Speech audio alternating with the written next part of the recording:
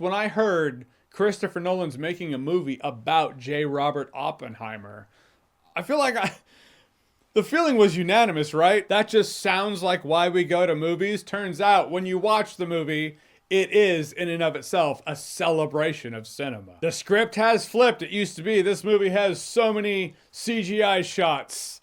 That's how great it is. Now it's this movie has no CGI shots. Even the explosion's practical. That's how great it is. Oppenheimer is Christopher Nolan also being a seasoned filmmaker, but making a film that showcases love for cinema as large as you possibly can and as grand scale as you can.